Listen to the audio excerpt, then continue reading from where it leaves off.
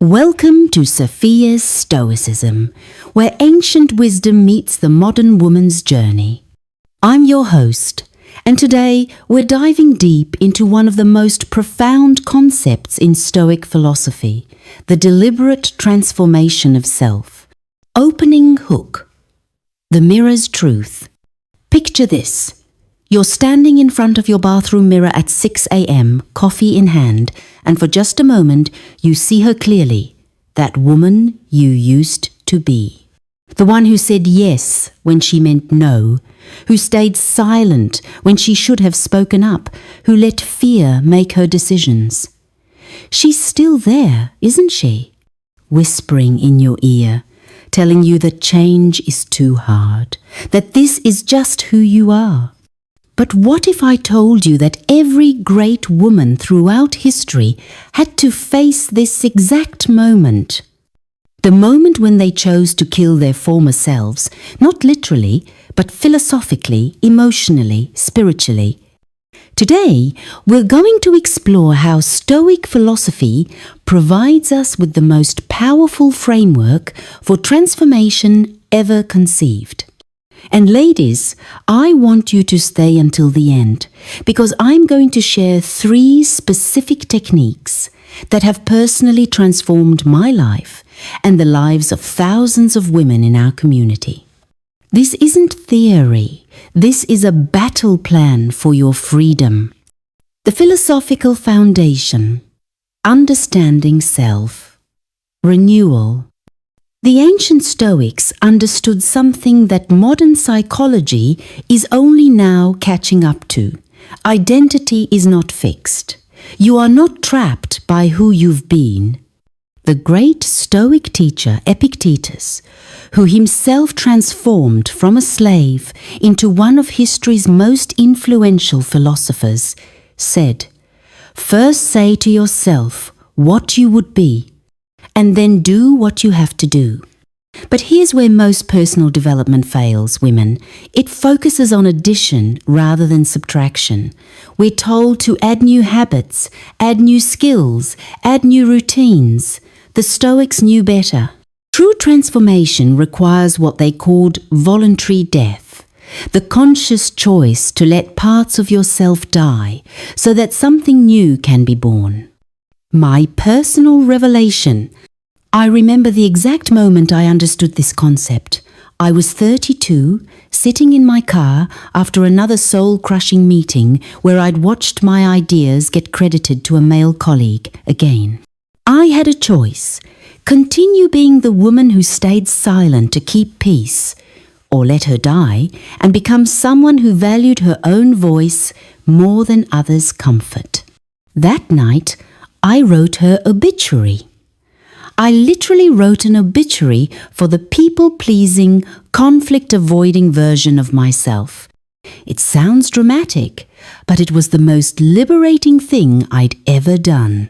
I listed all her characteristics. She was known for her excessive apologizing, her inability to set boundaries, and her talent for making herself small in rooms where she deserved to take up space. The next day, I walked into that office as someone new, not because I felt ready, but because I had killed the version of me that would have stayed the same. The archaeology of self-limiting beliefs. Before we can kill our former selves, we must understand how that self was constructed. Think of yourself as an archaeologist, carefully excavating the layers of conditioning that built your current identity. Marcus Aurelius wrote in his Meditations, "You have power over your mind, not outside events. Realize this, and you will find strength." But here's what he didn't explicitly say. First, you must recognize how much of what you consider your mind is actually a collection of other people's voices, societal expectations, and unconscious programming. The story of Sarah. Breaking the good girl programming. Let me share Sarah's story, a woman from our community who contacted me last year. Sarah was 45, a successful accountant, mother of 3, and completely miserable. She described herself as the good girl who never grew up. She realized that her entire identity was built around being accommodating, helpful, and non-threatening. Sarah's transformation began when she started questioning every automatic yes that came out of her mouth. She implemented what she called the 24-hour rule. Whenever someone asked her for something, she would say, "Let me check my schedule and get back to you tomorrow." This simple practice revealed how often she was saying yes out of programming rather than genuine desire. Within 6 months, Sarah had started saying no to excessive overtime, declined several social obligations that drained her energy, and most importantly, started pursuing photography, a passion she'd abandoned at 22 because it wasn't practical. She literally killed the good girl and gave birth to an authentic woman with boundaries. The Stoic practice of self-examination. The Stoics practiced daily self-examination, but not in the way most people think. They weren't looking for flaws to fix, they were conducting inventory. Every evening, they would ask themselves, "What thoughts did I think today that belonged to me, and what thoughts belonged to my conditioning?" I want you to try this tonight. Set aside 10 minutes before bed and ask yourself, what decisions did I make today out of fear rather than wisdom? When did I act like the person I'm trying to leave behind?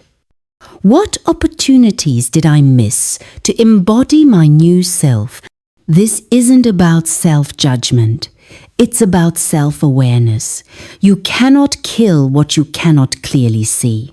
The revolution of inner dialogue.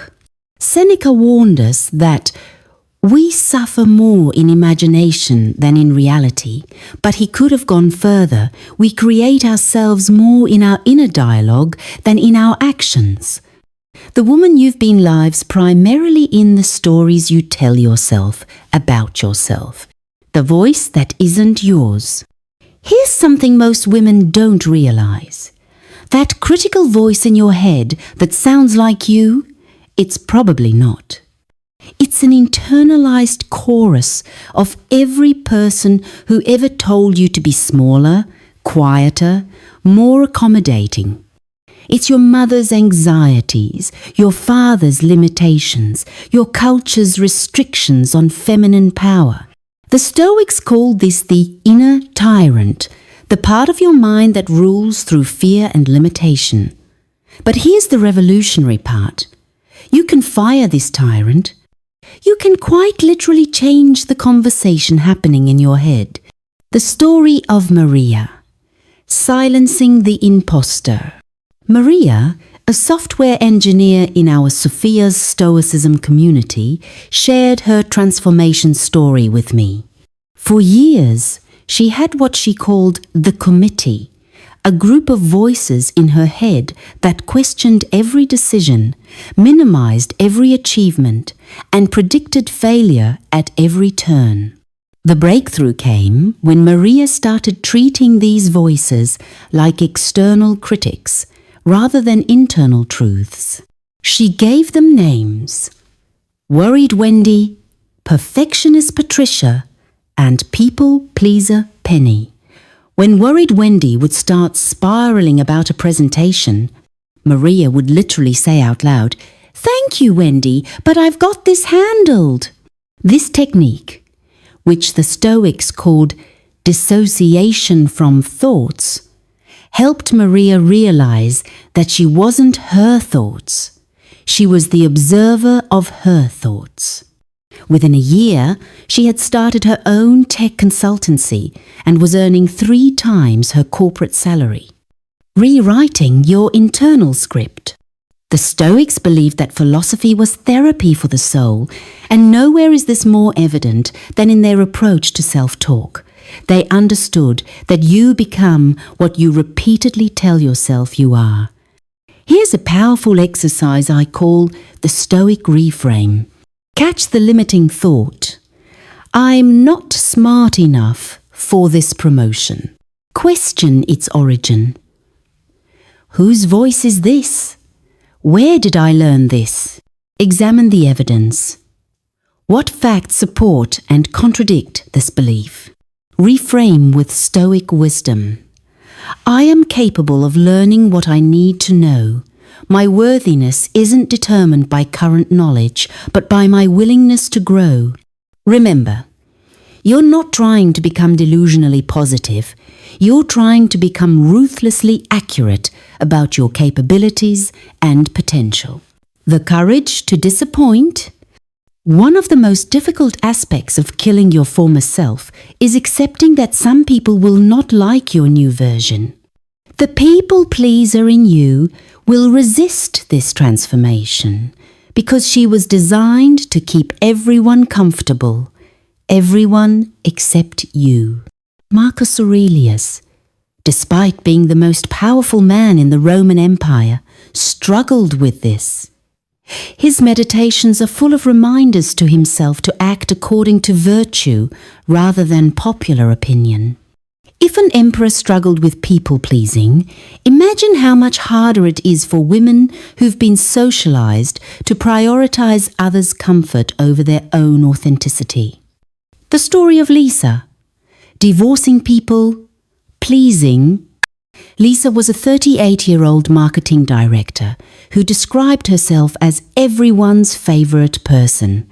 She was the one people called when they needed a favor, the one who stayed late to help colleagues, the one who said yes to every social invitation, even when she was exhausted. Her wake-up call came during a panic attack at her own birthday party, a party she didn't even want but felt obligated to throw because people expected it.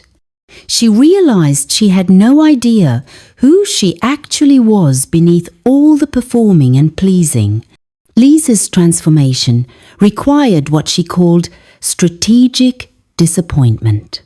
She started saying no to requests that didn't align with her values. She stopped overcommitting to social events. She let people be mildly disappointed with her choices rather than being deeply disappointed with her life. The result? She lost some friends, people who were only interested in what she could do for them. But she gained something invaluable, herself. She discovered she was actually an introvert who loved hiking and reading philosophy. She met her now husband on a solo hiking trip she would never have taken as her people-pleasing former self. The Stoic perspective on approval. The Stoics understood that seeking universal approval is not just impossible, it's a form of self-betrayal. Epictetus taught that if you want to improve, be content to be thought foolish and stupid with regard to external things. This doesn't mean becoming harsh or inconsiderate. It means accepting that your primary responsibility is to your own virtue and growth, not to others' comfort with your choices. The Alchemy of Adversity. Here's where Stoicism offers something unique that modern self-help often misses: the understanding that difficulty is not an obstacle to transformation, it's the raw material of transformation. Marcus Aurelius wrote, "The impediment to action advances action. What stands in the way becomes the way." This wasn't philosophical poetry, it was a practical understanding of how growth actually works. The story of Rachel. From victim to victor. Rachel's story begins with what most people would consider a devastating setback. At 35, she lost her job, went through a difficult divorce, and had to move back in with her parents while caring for her 2 young children. By society's standards, she was failing. But Rachel used this breakdown as a breakthrough. Instead of seeing herself as a victim of circumstances, she started asking, how is this situation preparing me for who I need to become? She used the forced simplicity of living with her parents to reassess what actually mattered to her. She used the solitude of single motherhood to develop a deeper relationship with herself. Rachel started a blog about single motherhood that eventually became a 6-figure business. She met her current partner at a philosophy meetup she started in her small town. Her children, rather than being traumatized by the change, learn resilience and adaptability that will serve them their entire lives. The key was Rachel's shift from, "Why is this happening to me?" to, "How is this happening for me?" This is pure Stoic wisdom, the understanding that we don't control what happens to us, but we absolutely control what we make it mean. The practice of negative visualization. The Stoics practiced something called premeditatio malorum, imagining loss or setbacks not to attract them, but to build psychological resilience and appreciate what we have. For women, this practice is particularly powerful because it builds confidence in our ability to handle whatever life throws at us. Once a week, I recommend spending 10 minutes imagining a significant challenge or loss. Not to manifest it, but to realize that you would survive it, adapt to it, and possibly even grow from it. This practice kills the version of you that believes you're fragile and need protection from life's difficulties. The death of perfectionism. If there's one trait that keeps more women trapped in their former selves than any other, it's perfectionism. The belief that you must be flawless before you can be worthy, that you must have all the answers before you can begin, that you must guarantee success before you can risk failure. The Stoics understood that perfectionism is not high standards, it's a form of paralysis. It's the ego's way of avoiding the vulnerability of growth by creating impossible conditions for action. The story of Jennifer. From perfectionist to progress. Focused. Jennifer was a brilliant lawyer who had been working on writing a book for 7 years. She had outlines, research, character sketches, everything except actual pages. She was waiting for the perfect idea, the perfect time, the perfect first sentence that would guarantee the book's success. Jennifer's transformation began when she embraced the Stoic principle of preferred indifference, the understanding that outcomes are largely outside our control, so we must focus on the process rather than the results. She started writing for 30 minutes every morning, not to create a masterpiece, but to practice the craft of writing. The result? Not only did she finish her book, but it became a bestseller. The irony was that by letting go of perfection, she created something far better than her perfectionist self ever could have. The Stoic understanding of excellence versus perfection. The Stoics distinguished between excellence, which is within our control, and perfection, which is an external outcome. Excellence is about bringing your best effort, attention, and virtue to whatever you're doing. Perfection is about controlling results, which is ultimately impossible. When you kill the perfectionist version of yourself, you don't lower your standards. You redirect them toward what actually matters and what you can actually control.